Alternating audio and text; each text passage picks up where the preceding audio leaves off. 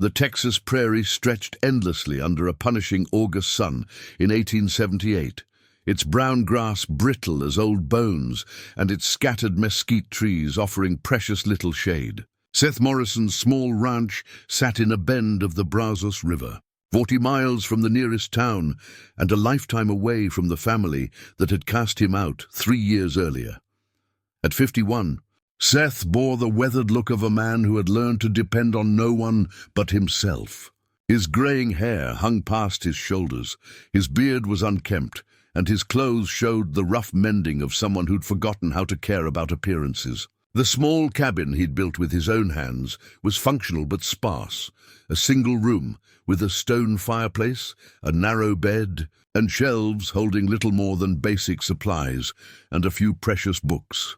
His exile from polite society had begun with a scandal that still made him burn with shame. Caught stealing cattle to pay gambling debts, Seth had faced prison or disgrace. His wealthy rancher brother had paid off his debts and bought his silence. But at a cost, Seth was to disappear from Texas society forever, never to use the Morrison name in business or social circles again. "You're dead to us now," his brother James had said with cold finality. "Dead to the family, dead to your friends, dead to everyone who ever mattered. Make your peace with that." So Seth had taken his few remaining possessions and built a new life on this remote patch of land, legally acquired under an assumed name. He ran a few head of cattle, trapped and hunted for income, and tried to forget that he'd once been part of something larger than his own solitude. On this particular scorching afternoon, Seth was checking his fish traps along the river when he heard it, a sound that didn't belong to the Texas wilderness. It was weak and intermittent, almost lost in the buzzing of insects and the whisper of wind through dry grass, but unmistakably human, the cry of an infant. Seth followed the sound to a bend in the river where cottonwoods provided some shade from the relentless sun. There, wrapped in what appeared to be traditional Native American blankets and placed carefully on a flat rock above the waterline, was a baby. The child was tiny, perhaps 3 or 4 months old, and clearly very ill. Her skin was hot with fever, her breathing shallow and rapid, and her weak cries spoke of dehydration and distress. She wore traditional Comanche clothing, and the blankets that wrapped her were decorated with the distinctive patterns Seth had learned to recognize during his years on the frontier. Seth knelt beside the infant, his heart clenching with an emotion he hadn't felt in years, the protective instinct that had once made him a good father to his own children, before pride and poor choices had destroyed that life forever. "Lord help us, little one," he murmured, gently touching the baby's burning forehead. "What are you doing out here all alone?" He looked around carefully, expecting to see signs of the Comanche band that must have left her here. The placement was too deliberate to be accidental. The baby had been positioned above the floodline, in shade, near fresh water. This wasn't abandonment, he realized. This was something else entirely.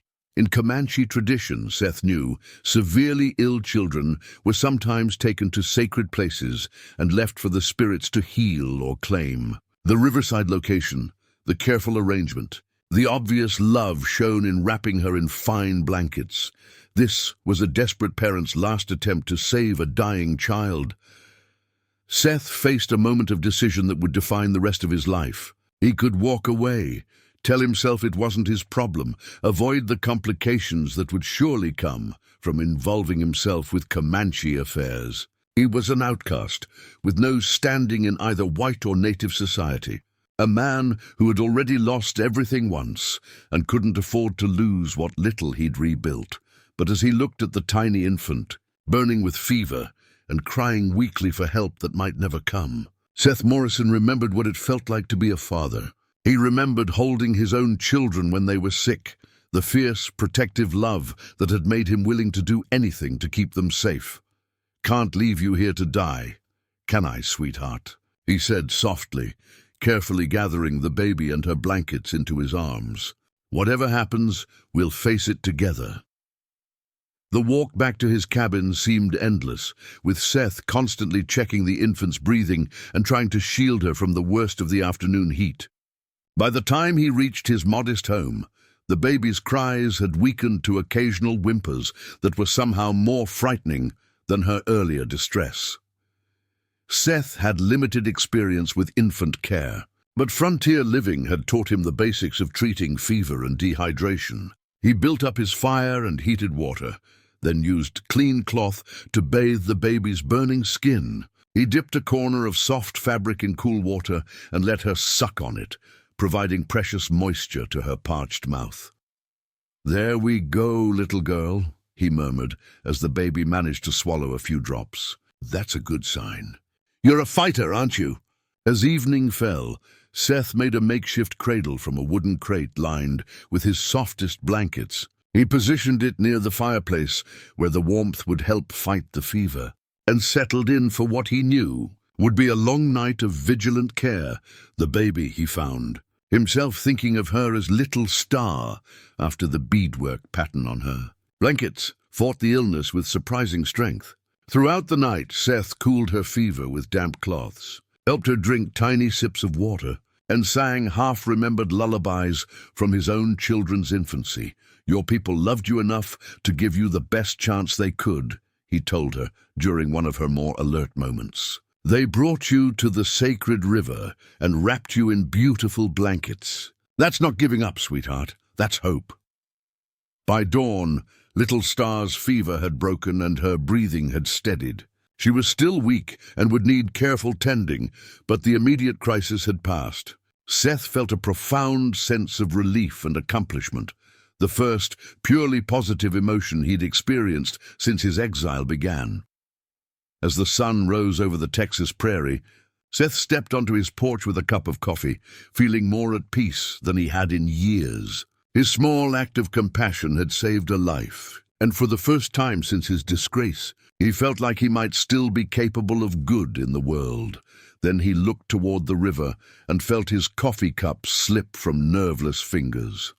Along the entire visible length of the riverbank, Comanche warriors sat motionless on their horses. Seth counted at least 40 men, all armed, all watching his cabin, with expressions he couldn't read at this distance. They had arrived without making a sound, positioned themselves like silent sentinels, and now waited for... What? Seth's first instinct was to reach for his rifle, but something in the warriors' positioning held him back. They weren't arrayed for attack. Instead, they seemed to be maintaining a respectful vigil. Their weapons were visible but not raised. Their horses stood calmly, and their overall bearing suggested ceremony rather than hostility. As Seth watched, frozen with uncertainty on his porch, one of the warriors, an older man wearing the regalia of a chief, slowly dismounted and walked toward the cabin. His approach was deliberate and non-threatening, his hands visible and empty of weapons. Seth realized he was about to face the consequences of his compassionate impulse, and he had no idea whether those consequences would mean death or something entirely unexpected. The abandoned rancher had saved a dying child, but now he would discover whether that act of kindness would be his salvation or his doom. The Comanche chief approached Seth's cabin with the measured dignity of a man accustomed to command, his weathered face revealing nothing of his intentions. He was perhaps 60 years old, with silver-streaked braids decorated with eagle feathers and bone ornaments that spoke of many victories in battle. His buckskin clothing was finely made and decorated with intricate beadwork, marking him as a leader of considerable importance. Seth remained on his porch, fighting every instinct that screamed at him to reach for his rifle. The 40 warriors along the riverbank had made no aggressive moves, but their mere presence was a reminder that one wrong word or gesture could turn this encounter deadly in seconds. "I am Chief Iron Bear of the Penateka Band," the elder said in careful English, stopping about 10 feet from Seth's porch. "You are the man who found our lost child by the sacred river." "I am," Seth replied, his voice steadier than he'd expected. "She was very sick when I found her. I did what I could to help. Iron Bear nodded slowly, his dark eyes studying Seth's face with uncomfortable intensity. "The child lives?" "She lives," Seth confirmed. "The fever broke during the night. She's still weak, but she's going to be all right." For the first time since his approach began, Iron Bear's stoic expression cracked slightly, revealing a flash of profound relief and gratitude. "You have given us back what we had given to the spirits," he said quietly. "This is unexpected." "Chief Iron Bear," Seth said carefully, "I need to understand something. Was she left at the river on purpose?" Iron Bear was quiet for a long moment, as if deciding how much to reveal to this strange white man who had interfered with sacred traditions. "The child is my granddaughter," he said finally. "Daughter of my daughter, Morning Light. She has been sick since birth, growing weaker each moon, despite all our medicine and prayers." He gestured toward the river with obvious emotion. "Our traditions teach that when a child is beyond the power of earthly healing, she must be taken to the sacred waters and left for the spirits to decide her fate. If the spirits wish her to live, they will provide. If not—" He shrugged with the resignation of a people familiar with loss. "So, you left her for the spirits to heal," Seth said. "Understanding beginning to dawn. We left her with prayers and all our love," Iron Bear corrected. "The finest blankets, the most sacred prayers, the tears of her mother and grandmother. Then we withdrew to await the spirit's decision." Seth felt a chill as he realized the full implications of what had transpired. "And when you came back to check, we found her gone," Iron Bear finished. "The blankets remained, but the child had vanished. We tracked sign to your dwelling and have maintained watch through the night, trying to understand what the spirits intended." The two men stared at each other across the cultural divide that had separated their peoples for generations, each trying to comprehend the other's perspective on what had happened. "Chief Iron Bear," Seth said slowly, "I don't know anything about spirits or sacred traditions. I just saw a sick baby who needed help, and I couldn't walk away. Yet you acted as the spirit's hands," Iron Bear replied, with growing wonder in his voice. "A white man living alone with no obligation to our people. You became the answer to our prayers." From inside the cabin came the soft sound of an infant stirring, and both men turned toward the door. Seth made a decision that surprised even himself. "Would you like to see her?" he asked. Iron Bear nodded, his composure slipping as paternal emotion overcame chiefly dignity. Seth led him into the modest cabin, where little Star lay in her makeshift cradle, awake and alert for the first time since Seth had found her. The change in the baby's condition was remarkable. Her fever was gone, her breathing was clear, and her dark eyes were bright with curiosity as she examined her surroundings. When Iron Bear knelt beside the cradle, she reached up with tiny hands, making the soft sounds of a healthy infant. "Ayana," Iron Bear breathed, using what Seth assumed was her real name. "My little Star, you have returned to us." Seth felt his throat tighten as he watched the reunion between grandfather and granddaughter. The love in Iron Bear's eyes was unmistakable, and Seth realized that whatever cultural differences separated them, the bond between family members was universal. "She was fighting to live," Seth said softly. "All she needed was a little help to get through the worst of it." Iron Bear gently stroked the baby's hair, his weathered hands surprisingly gentle. "You gave her more than help," he said without looking up. "You gave her the care of a father when her own people had entrusted her to the spirits. There are no words in either our language or yours for such kindness." "Any decent person would have done the same," Seth replied, though even as he spoke the words, he wondered if they were true. How many men would have risked the complications of caring for a Comanche infant? "Would they?" Iron Bear asked, finally looking up at Seth. "In our experience, white men see our children as less than human. You saw a baby who needed help, nothing more and nothing less. This speaks of a heart that remains good, despite whatever sorrows have driven you to live alone." Seth felt exposed under the chief's penetrating gaze, as if his life story was written on his face for anyone with the wisdom to read it. I'm not a good man, Chief Iron Bear. I'm here because I shamed my family and lost the right to be part of civilized society. Yet you saved my granddaughter's life, Iron Bear replied simply. What does this say about the judgment of civilized society?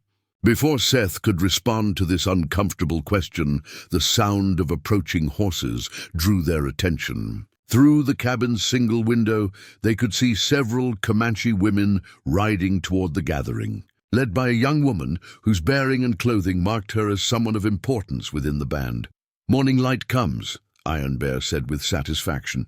Ayana's mother wishes to see her daughter and thank the man who saved her life. Seth felt his stomach clench with nervousness. Dealing with a chief was one thing. Dealing with a mother whose child he'd essentially stolen from a sacred ritual was something else entirely.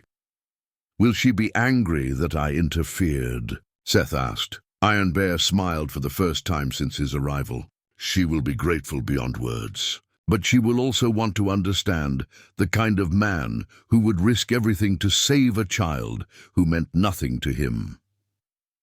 As Morning Light and her companions approached the cabin, Seth realized his life was about to change in ways he couldn't predict. The simple act of showing compassion to a sick infant had somehow made him part of a story much larger than his own exile and isolation.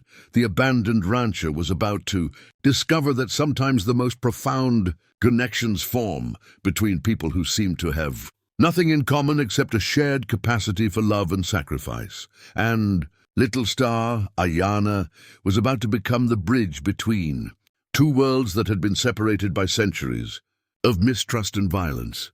Morning Light dismounted from her pinto mare with the fluid grace of someone born to the saddle, but Seth could see the tension in her movements, the careful control of a woman preparing to face an uncertain situation. She was younger than he'd expected, perhaps 25, with the kind of natural beauty that transcended cultural differences. Her traditional dress was elaborately decorated with beadwork and shell ornaments, and her long black hair was braided with feathers and small bones in patterns that spoke of her status within the tribe. But it was her eyes that captured Seth's attention.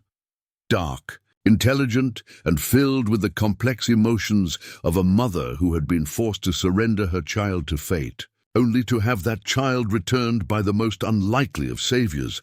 "Father," she said to Iron Bear in accented but clear English, "is it true?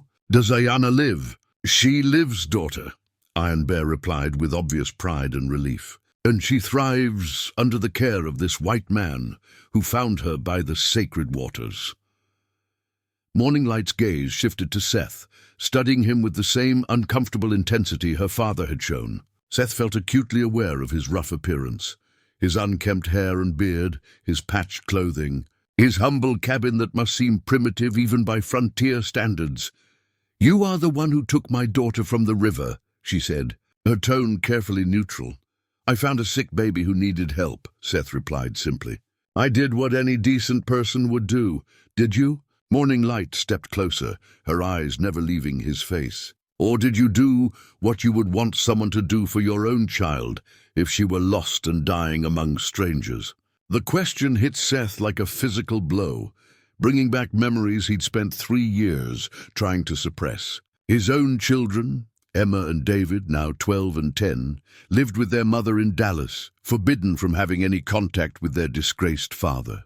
He hadn't seen them since the day he'd been exiled, and they probably barely remembered him now. Seth started to speak, then stopped, unable to find words for the pain that Morning Light's observation had awakened. "You have children," Morning Light continued, her voice growing softer. "I see it in your eyes. You cared for Ayana as you would want your own children cared for. Had children," Seth corrected, his voice rougher than he'd intended. "I made choices that cost me the right to call myself their father." Morning Light and Iron Bear exchanged glances, communicating in the way that family members can, with just a look. Then Morning Light stepped past Seth into the cabin, drawn by the soft sounds of her daughter stirring in the makeshift cradle. Seth watched from the doorway as Morning Light knelt beside Ayana, her composed facade finally cracking as she gathered her baby into her arms. The reunion was wordless but profound, with mother and child seeming to recognize each other despite their separation. "She is truly well?" Morning Light asked, examining her daughter with the careful attention of someone who had watched illness slowly drain the life from her child. "She's strong," Seth confirmed. "The fever broke during the night, and she's been taking water steadily. She'll need careful feeding and rest, but the crisis has passed." Morning Light looked up at him with tears streaming down her face. "You have given me back my heart," she said simply. "How does one repay such a gift?" "There's no debt," Seth replied immediately. "I just did what anyone would do." "No," Iron Bear interjected from behind him. "You did what a father would do. This creates bonds that cannot be easily broken." Seth felt increasingly uncomfortable with the direction of the conversation. "I was glad to help, but now that you're here, you can take her home where she belongs." Morning Light stood, still holding Ayana, and fixed Seth with a penetrating stare. "And where do you belong, white man who lives alone and cares for lost children?" "Here," Seth said automatically. "This is my home, is it?" Morning Light challenged. "Or is this simply where you hide from a world that has wounded you?" Seth felt exposed and defensive under her direct questioning.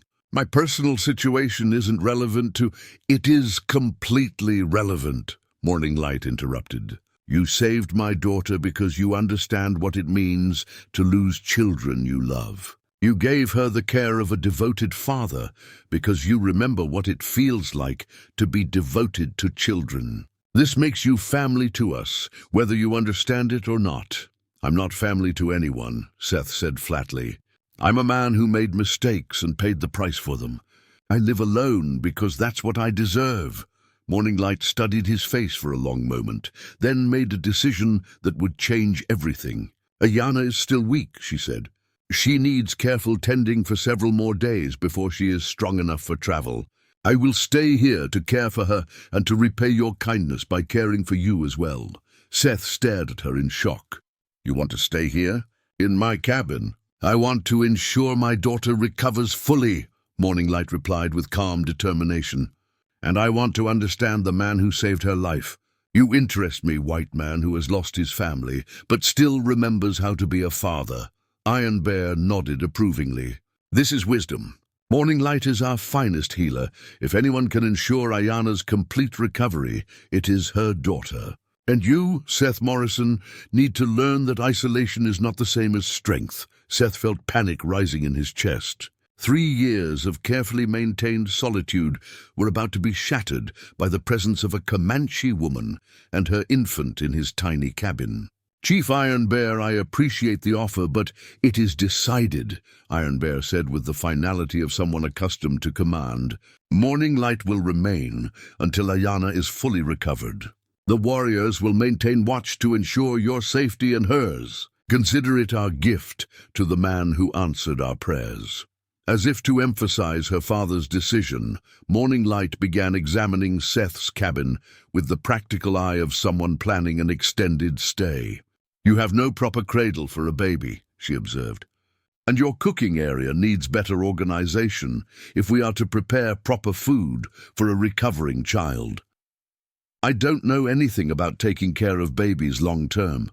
Seth protested weakly. "Then you will learn," Morning Light replied with the hint of a smile. "Just as you learned to care for her through the crisis. Some knowledge comes from books, but the knowledge of the heart comes only from experience."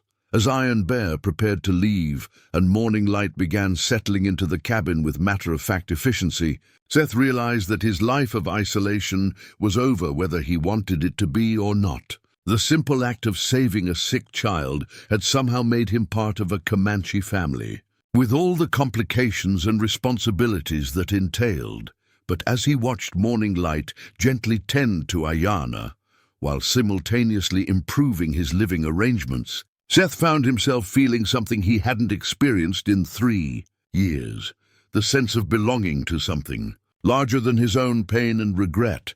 The abandoned rancher was about to discover that family wasn't always defined by blood or law, but sometimes by the willingness to care for each other across any divide that seemed to separate them.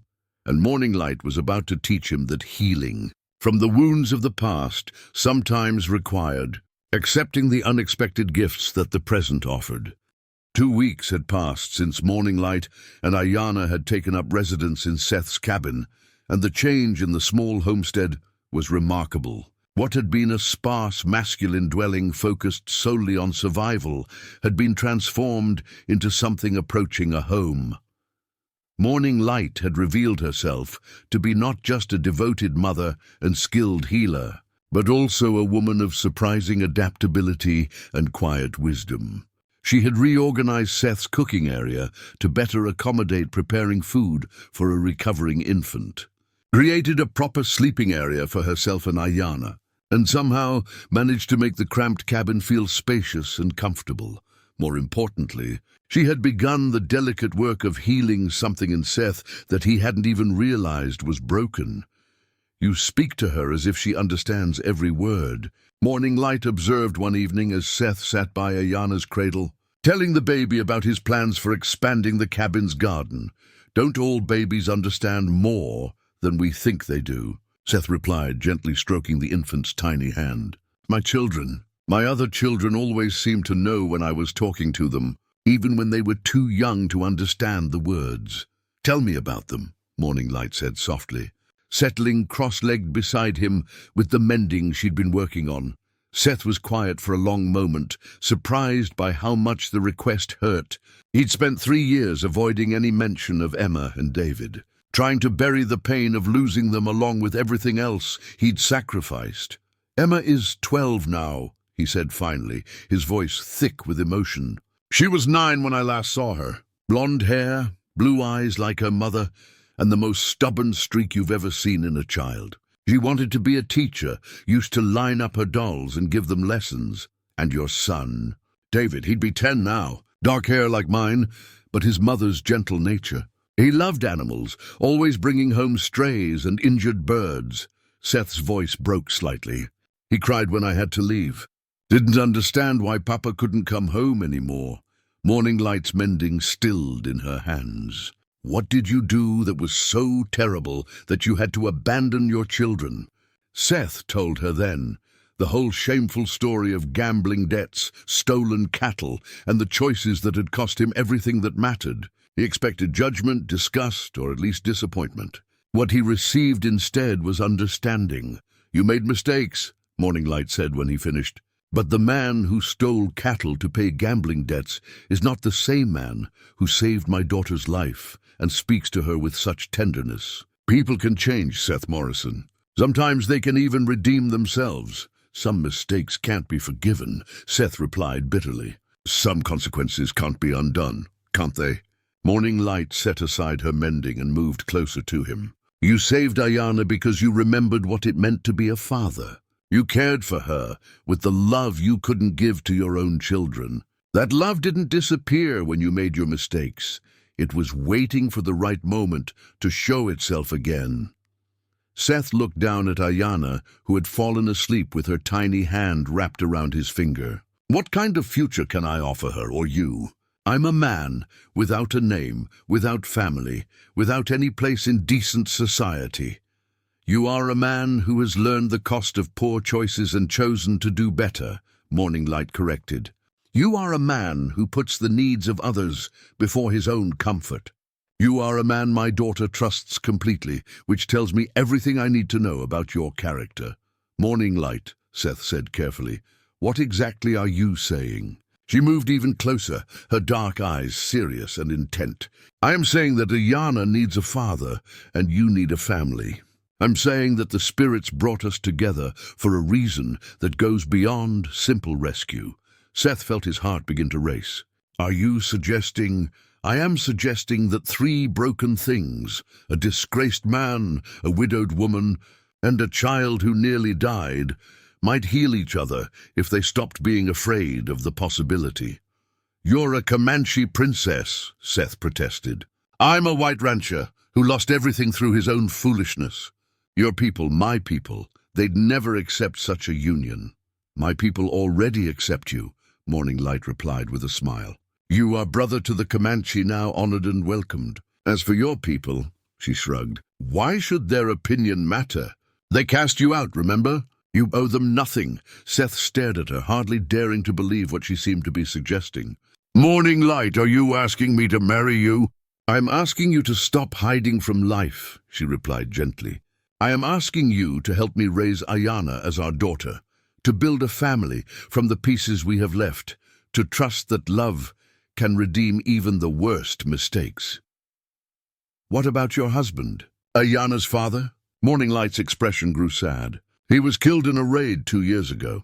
I've been alone since then, focused only on keeping Ayana alive. I had given up hope of finding love again until I met a white man who cared for my daughter as if she were his own.